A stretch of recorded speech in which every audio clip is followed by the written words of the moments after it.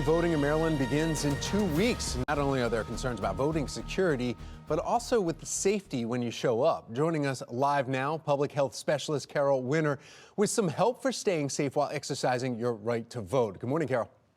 Good morning, Tom. I'm happy to be here. I'm a Marylander. All right. Well, thank you for. That makes it even greater. Thank you very much for joining us then this morning and keeping all Marylanders safe, though. If we choose to go to the polls here, there's going to be a lot of people in line. So what do we do to ensure our safety, especially if we want to maybe bring the kids to show them this experience? Right. Well, expect the unexpected. There's going to be a lot of long lines. And the first thing you want to do is you want to check and make sure your polling site hasn't changed. Okay. Make sure you go to the right place. Then you can try to go off-peak. If you go off-peak hours, you shouldn't have as long of waits. That is mid-morning or mid-afternoon. And for your personal safety, as my aunt used to always say, grab your ditty bag, right? So you want to wear your mask. As soon as you get out of the car, put your mask on. Don't take it off until you get back in the car. And if you're bringing kids, you absolutely want them to be wearing their masks as well. Then we're going to social distance. We're going to point to your peach and say, give me some space. That's what Give Space Peach is about. And if you don't have a peach, go to givespacepeach.com and I will send you one so you can get your vote on, and for the kids too. You can also take an umbrella, and that really signals to keep people away. Right. Yeah, and it'll help with the weather, because if you're waiting a long line, it could be the sun.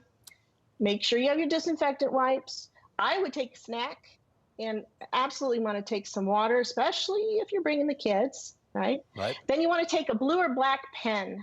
They say they're going to have single-use pens at these voting sites, but don't count on it, because these are numbers they haven't seen before. So that's great sure advice. Yeah, I mean, you wouldn't even think about that, but so many people different, you touch the pen, you think you have everything else, and it's those high touch zones that you don't really think about. An umbrella and then keeping that black pen. What else, Carol? I would take a chair if you have challenges standing for a long period of time. There's an election official will be there. So if you have a problem, you have a disability, talk to them. You might be able to get in a shorter line. When you go in, you're going to go in, tuck your phone in, turn it off. The kids do.